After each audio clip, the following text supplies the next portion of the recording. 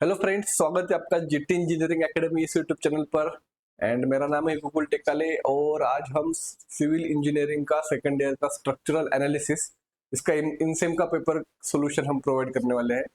तो one of the difficult subject है structural analysis, उसके लिए आपको बेसिक कंसेप्ट अच्छे होना बहुत जरूरी है।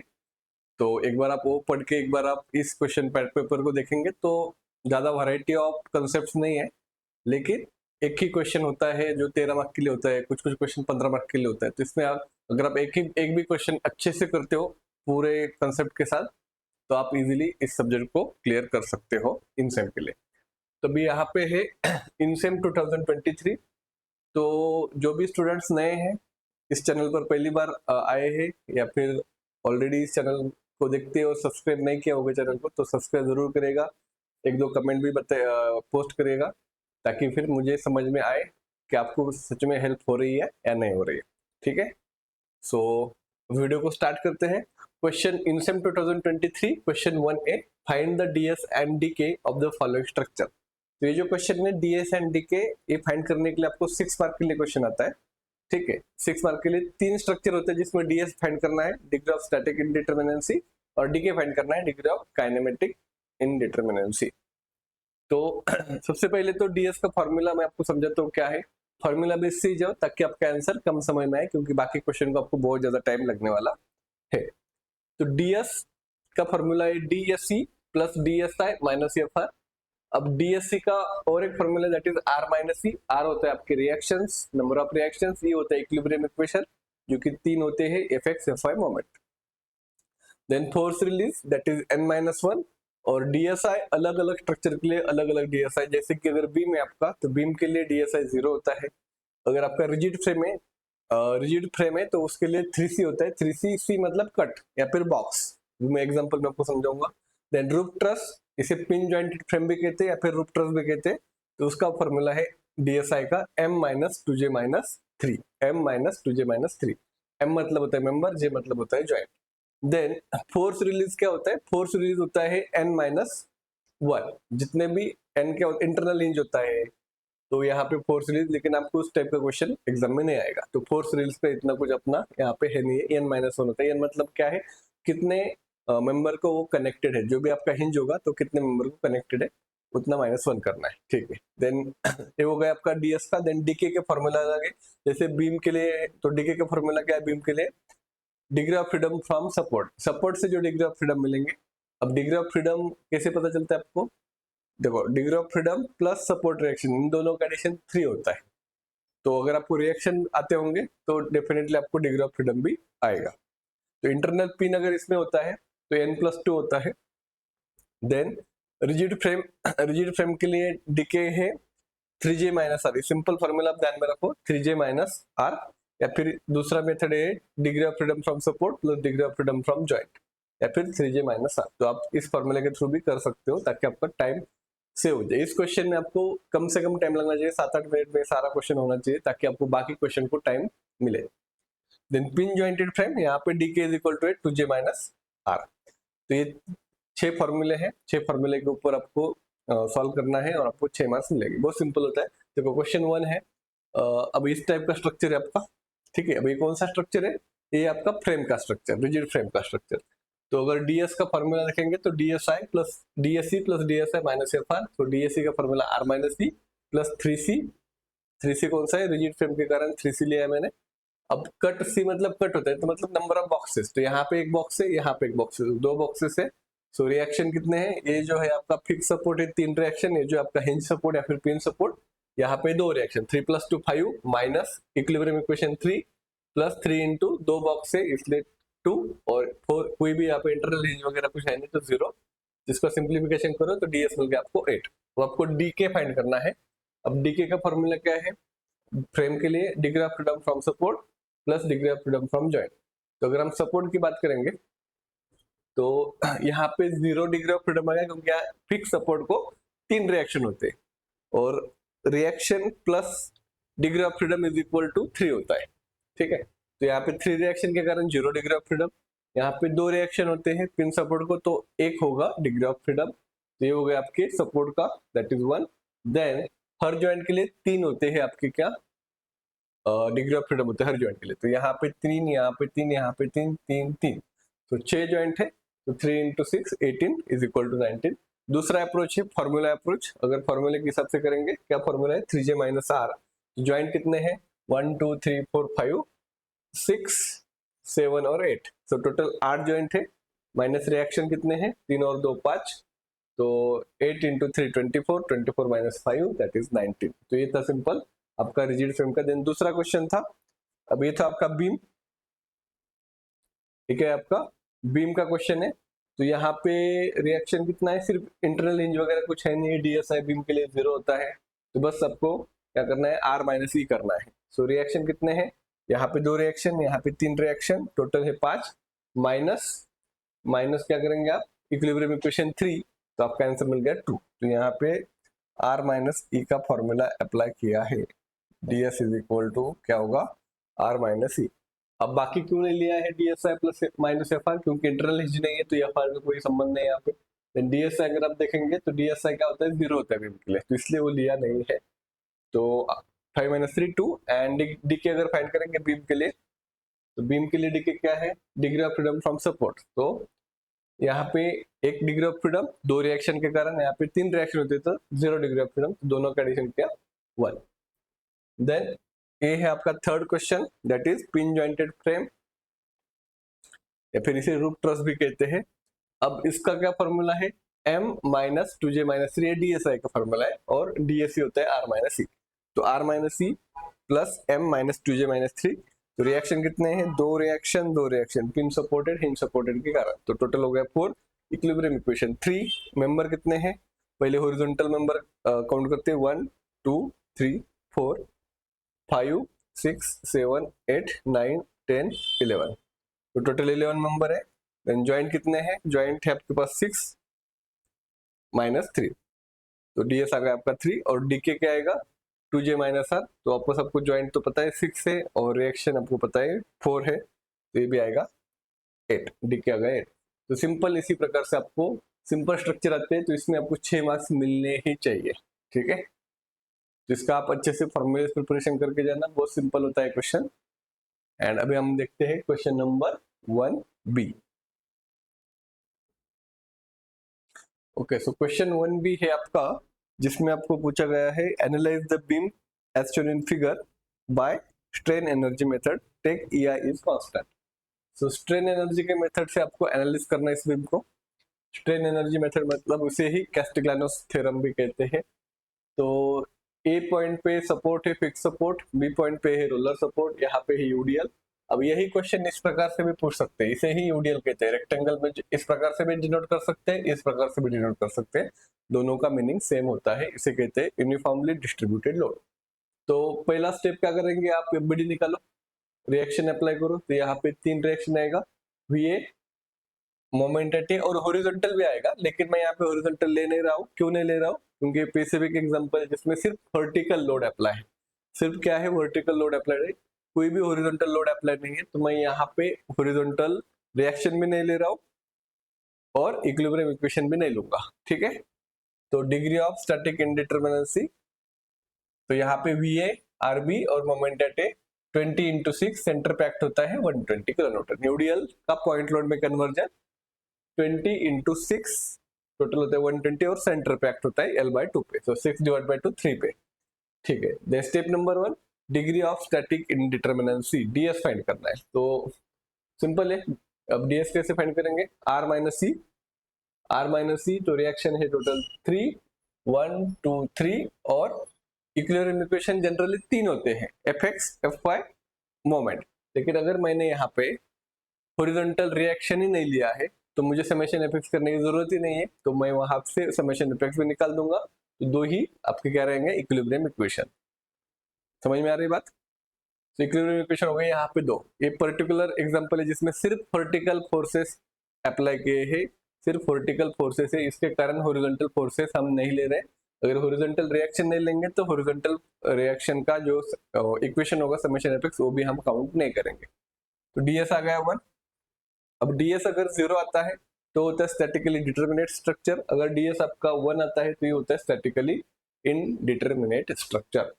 तो स्टेप नंबर 2 होता है अब इसमें एक रिडंडेंट मतलब एक्स्ट्रा रिएक्शन, एक्स्ट्रा फोर्स, तो एक रिडंडेंट कंसिडर करना है। सो ट्रीट आरबी को हम क्या करते हैं, ds1 है, मतलब हमें एक इक्वेशन एक्स्ट्रा चाहिए सॉल्व करने के लिए, तो आरबी को हम रिडंडेंट कंसिडर करते हैं। Treat RB as redundant. Step number 3 आपका calculate moment and del M by del RB. Calculate moment and del M by del RB. अब मोमेंट कैसे कैलकुलेट करना है, तो यहाँ पे मैंने वापस एक बार फिगर ड्रॉ करी है, ए बी 6 मीटर। तो यहाँ पे मैं कहीं पे भी जो सेगमेंट ए बी है, कहीं पे भी मैं एक्स एक्सिस ड्रॉ करता हूँ at a distance of X. B side से एक्स डिस्टेंस पे एक्स एक्सिस ड्रॉ करता हूँ। अब एक्स एक्सिस ड्रॉ करने के बाद यहाँ पे मुझे मोमेंट एट एक्स एक्सिस मुझे मोमेंट लेना है राइट हैंड साइड का। कहाँ का? राइट हैंड साइड का।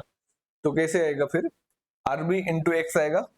जो आरबी अपवर्ड फोर्स जा रहा है, जो ये मोमेंट लेते समय राइट हैंड साइड जब कंसिडर करेंगे आप, तो अपवर्ड फोर्स जो होगा उसे पॉजिटिव लो, जो डाउनवर्ड फोर्स होगा उसे नेगेटिव लो मोमेंट निकालते समय। सो आरबी इंटू आएगा एक्स, क्योंकि मोमेंट होता है force into perpendicular distance, minus अब यहाँ पे 20x into x by two, ये कैसे आता है, देखो यहाँ पे जो लोड है यहाँ तक, तो इसका भी यूडीएल 20 है, तो पॉइंट लोड को यूडीएल को पॉइंट लोड में कन्वर्ट करना है। सो 20 into x that is 20x, और सेंटर पे एक्ट होगा तो ये डिस्टेंस होगा x by two. So 20x into x by two आएगा। तो मोमेंट एक्स से होगा आरबी एक्स माइनस, सिंप्लीफाई करने के बाद 10x स्क्वायर, ये होगा आपका मोमेंट एट एक्स। और इसका अगर डेरिवेटिव निकालेंगे विथ रिस्पेक्ट टू आरबी, तो आरबी का डेरिवेटिव 1 आएगा, एक्स कांस्टेंट, और यहाँ पे आरबी की टर्म नहीं है तो यहाँ पे आएगा 0, मतलब आरबी डेबा एम बाई डेबा आरबी आएगा x। ठीक है, देन अभी नेक्स्ट स्टेप नंबर 4, इसको टेबल बनाना होता है। अब इसमें सेगमेंट एक ही है तो सिंपल है, और क्वेश्चन 1 ही अटेम्प्ट करना है जिसमें सेगमेंट ए बी ही होता है। क्वेश्चन 2 में सेगमेंट 3-4 होते हैं, तो ये बहुत लंबा क्वेश्चन हो जाता है। तो segment origin limit moment and del M by del RB, तो ऑलरेडी सेगमेंट बी ए है। सेगमेंट बी ए मतलब जो आपका बीम है बी ए ओरिजिन है आपका बी से स्टार्ट किया अपन ने, आप ए से भी स्टार्ट कर सकते हो, आंसर सेम आता है। देन लिमिट मतलब जो भी लेंथ है, सेगमेंट एबी का लेंथ कितना है 6 है, तो 0 to 6 आएगा आपका, 0 to 6 आएगा लिमिट। देन मोमेंट आपने निकाला है, del M by del RB पे आपने निकाला है। Then step number 5, using Castigliano's theorem और स्ट्रेन एनर्जी मेथड, जिसका फार्मूला होता है 0 to L mxx upon ai del M by del RB dx is equal to 0। Is equal to क्या है, 0 है। अब लिमिट पुट करो 0 to 6, 1 by e को कॉमन निकालो बाहर। मोमेंट x से आपका rбx minus 10x square into del M by del RB है x, dx is equal to 0। x से करो मल्टीप्लाई, अब ei जो है वो राइट हैंड साइड में जाएगा, तो 0 इंटू ei हो जाएगा 0, तो आरबी इंटू एक्स, अब एक्स से मल्टीप्लाई करेंगे तो एक्स इंटू एक्स स्क्वायर हो जाएगा, यहाँ पे एक्स क्यूब हो जाएगा। देन इंटीग्रेशन करना है, बेसिक फॉर्मूला यूज करना है इंटीग्रेशन का। कौन सा फॉर्मूला यूज करेंगे आप, integration X to the power n जो अगर होता है तो n+1 डिवाइड बाय n+1 होता है। ठीक है, इंटीग्रेशन मतलब इंक्रीजिंग द पावर, पावर को क्या करना है हमें इंक्रीज करना है। तो यहाँ पे पावर 2 था तो +1 से इंक्रीज किया तो 3/3 आ गया, यहाँ पे पावर 3 था +1 से इंक्रीज किया तो 4/4 आ गया। ठीक है, देन लिमिट पुट करना है 0 to 6। अब upper limit minus lower limit होता है, लेकिन लोअर लिमिट आपका 0 है तो लोअर लिमिट पुट करने की जरूरत नहीं, आंसर 0 आने वाला है। सिर्फ अपर लिमिट पुट करो, x की जगह पे 6 पुट करो पूरे इक्वेशन में। इसको सिंप्लीफाई कर सकते हो, सिंप्लीफाई करने के बाद 6 क्यूब डिवाइड बाय 3 आता है 72, और ये माइनस से राइट साइड में जाएगा तो प्लस हो जाएगा। जिसको सिंप्लीफिकेशन करने के बाद आरबी की वैल्यू मिलेगी 45 kilo Newton.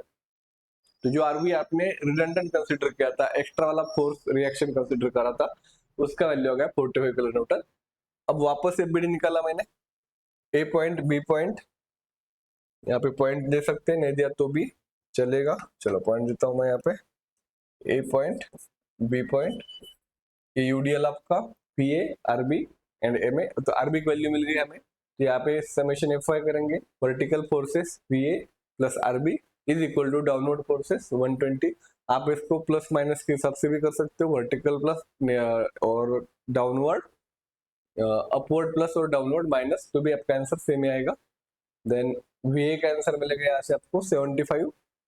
Then moment at ए करना है, मोमेंट एट ए करेंगे आप, तो यहाँ पे जो मोमेंट है, अब मोमेंट कैसे करते हैं आप, clockwise positive, anti clockwise negative, या फिर उल्टा भी कर सकते हो, एक पॉजिटिव एक नेगेटिव। मैं यहाँ पे कैसे करता हूँ, clockwise is equal to anti clockwise, सारे पॉजिटिव लूंगा मैं, clockwise is equal to anti clockwise. तो एक साइड जाने वाले मोमेंट इज इक्वल टू दूसरे साइड जाने वाले मोमेंट। तो यहाँ पे अगर मोमेंट लेना है मुझे ए पॉइंट पे, तो एम ए आएगा इसमें मोमेंट, क्योंकि वो मोमेंट है। वी ए नहीं आएगा क्योंकि उसका परपेंडिकुलर डिस्टेंस 0 है, लेकिन मोमेंट एट ए आएगा। ए है आपका एंटी क्लॉकवाइज, आर बी है एंटी क्लॉकवाइज और 120 क्लॉकवाइज। देखो अगर आप इसको देखेंगे इस प्रकार से ड्रॉ करेंगे तो ये होगा एंटी क्लॉकवाइज, ये होगा एंटी क्लॉकवाइज और ये होगा आपका क्लॉकवाइज। तो anti clockwise is equal to clockwise करते हैं। तो एम ए, इसमें सिर्फ एम ए आएगा, डिस्टेंस नहीं आएगा क्योंकि ऑलरेडी वो मोमेंट है। देन आर बी इंटू आएगा 6, दैट इज 45 इंटू 6 और 120 इंटू आएगा 3। इसको सिंप्लीफाई करो, मोमेंट एट आएगा आपका 90 किलो न्यूटन पर मीटर। देन आपको स्टेप नंबर 6 ड्रॉ करना है बीएमडी, बेंडिंग मोमेंट डायग्राम। तो ए पॉइंट मोमेंट एट कितना है 90 है, यहाँ से आप कनेक्ट करो। एंड यूडीएल जब होता है, यूडीएल अब इसको कैसे ड्रॉ करना है, देखो पहले आपने ए बी ड्रॉ किया, देन यूडीएल का बीएमडी इस प्रकार से होता है, आपको पता है। उसका फॉर्मूला क्या है, M max is equal to W L square upon, जब यूडीएल होगा तो M max is equal to होता है डब्ल्यू एल स्क्वायर बाय 8। तो 20 डब्ल्यू कितना है, डब्ल्यू मतलब यूडीएल कितना है, यूडीएल है 20 लेस देन 6 डिवाइड बाय 8, ये आएगा 90। तो ये होगा आपका 90। देन आपका मोमेंट एट ए भी निकाला आपने, दैट इज 90। तो यहाँ पे आ गए 90 और यहाँ से इस प्रकार से कनेक्ट करो। तो ये जो बाहर वाला पार्ट है ये है पॉजिटिव, और ये जो अंदर वाला है वो पॉजिटिव नेगेटिव कैंसिल होके ये हो जाता है आपका न्यूट्रल।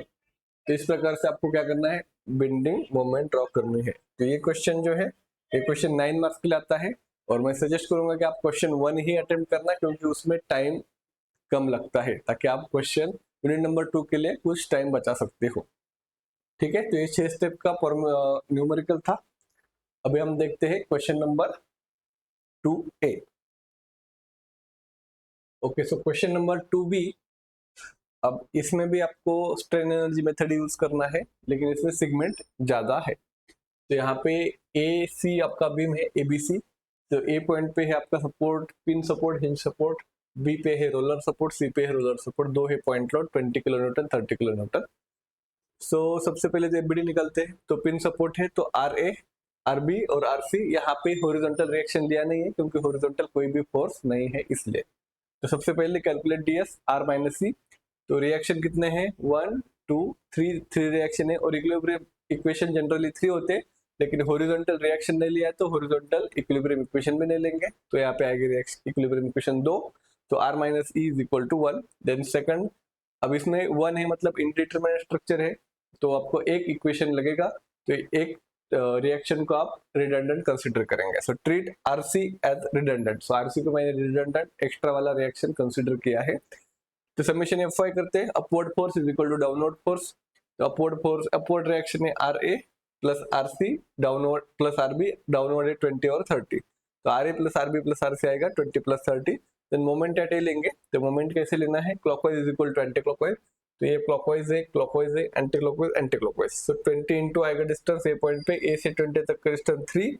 देन ए से 30 तक का डिस्टेंस कितना है 6। 30 into 6 is equal to R B into आएगा 4 एंड आर सी इंटू आएगा ए से सी तक का डिस्टेंस कितना है 7 8 आएगा, आर सी इंटू 8। इसको सिंप्लीफाई करो, आपको आंसर मिलेगा R B is equal to 60 minus 2 R C.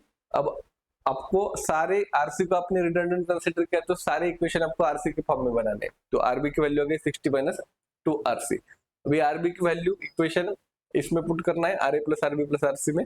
RB की जगह पे 60 माइनस 2 आरसी पुट किया तो आर ए का वैल्यू सिंप्लीफाई करके आ गया आरसी माइनस 10। तो ये हो गया आपका स्टेप नंबर 2। देन आपको करना है moment and del M by del RC आपको फाइंड करना है। अब यहाँ पे सेगमेंट ज्यादा है तो इसमें टाइम ज्यादा लगता है। अब इसको कैसे करते हैं, इसको अच्छे से देखते हैं। तो पहला क्या करना है, सेगमेंट आपको सीडी लेना है, सीडी सेगमेंट।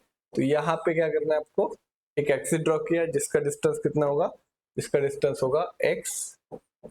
तो मोमेंट एट x x लेना है, यहाँ पे मोमेंट लेना है तो आर सी इंटू आएगा x। तो यहाँ पे आ गया आर सी इंटू एक्स। इसका derivative with respect to R C आएगा x, आर सी का डेरिवेटिव 1 और x constant, limit is 0 to 2। ये हो गया। देन नेक्स्ट सेगमेंट लेना है आपको, नेक्स्ट सेगमेंट है आपका डीबी। तो वापस यहाँ पे आप क्या करेंगे, यहाँ पे आप एक्सिस ड्रॉ करेंगे। अब डिस्टेंस क्या होगा, टोटल डिस्टेंस क्या होगा, यहां से लेकर डी तक का डिस्टेंस आपको लिखना है x। डी तक का डिस्टेंस कितना है x, और बी पॉइंट से यहाँ से लेकर यहाँ तक डिस्टेंस कितना होगा, फिर x+2 होगा, x+2। अब मोमेंट यहाँ पे लेंगे x पे, तो 30 इंटू 2 आएगा क्लॉकवाइज में, तो डाउनवर्ड है तो माइनस एंड अपवर्ड है तो प्लस, RC इंटू x+2। तो यहाँ पे आएगा RC x+2 माइनस 30x। इसका डेरिवेटिव निकालेंगे तो RC का डेरिवेटिव 1, x+2 कांस्टेंट। अब इसके बाद नेक्स्ट सेगमेंट लेना है आपको BE, तो इसका ओरिजिन भी होगा, तो वापस यहाँ पे आप ड्रॉ करेंगे, यहाँ पे ड्रॉ करेंगे तो डिस्टेंस, ये वाला डिस्टेंस होगा आपका x, देन यहाँ से लेकर यहाँ तक डिस्टेंस होगा आपका x+2 और आखिरी तक का डिस्टेंस होगा x+4। तो अगर मोमेंट यहाँ पे लेंगे तो upward force RB into x plus RC into x+4 minus 30 into x+2। तो यहाँ पे मैंने लिखा है RC into x+4 minus 30x+2 और RB इंटू एक्स। इसको सिंप्लीफाई करेंगे तो RB की वैल्यू पुट कर सकते हो, RB के लिए 60 माइनस 2 RC की वैल्यू पुट करने के बाद इस टाइप से आपको इक्वेशन सिंप्लीफाई होकर आएगा। देन ∂M/∂RC, अब इसमें इसका डेरिवेटिव निकालना है विद रिस्पेक्ट टू RC, तो RC का डेरिवेटिव 1 हो जाएगा यहाँ पे, और कहाँ पे हो रहा है, यहाँ पे, इन दो जगह पे। इसका RC का डेरिवेटिव 1, इसका 1, सो x+4 और माइनस 2x। तो इसको सिंप्लीफाई करेंगे आप, इसको सिंप्लीफाई करने के बाद इसका आंसर आएगा 4 माइनस x। ठीक है, देन इसके बाद आपको क्या करना है, देन आपको AE लेना है। इसमें x डिस्टेंस, अब मैं लेफ्ट साइड से डिस्टेंस ले रहा हूँ ताकि मुझे इक्वेशन कम मिले। तो यहाँ पे मोमेंट लेके तो RA इंटू एक्स आएगा, तो RA इंटू एक्स, और RA की वैल्यू है RC माइनस 10 और इसका डेरिवेटिव आएगा with respect to RC x। तो आपको टेबल बनाना है हर एक सेगमेंट में लेके।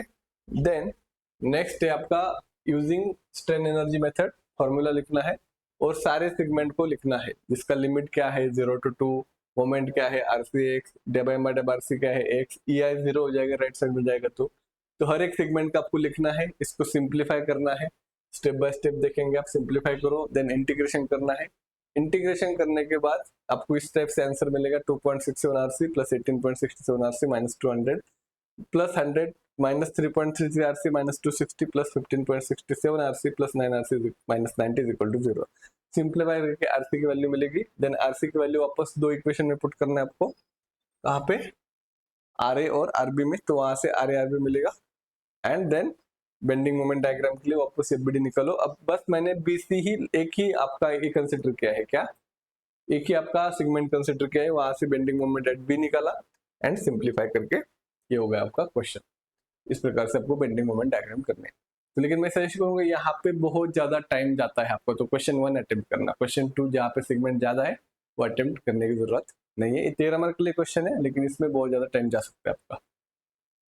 ठीक है, तो बाकी यूनिट 2 का नेक्स्ट वीडियो में हम देखते हैं।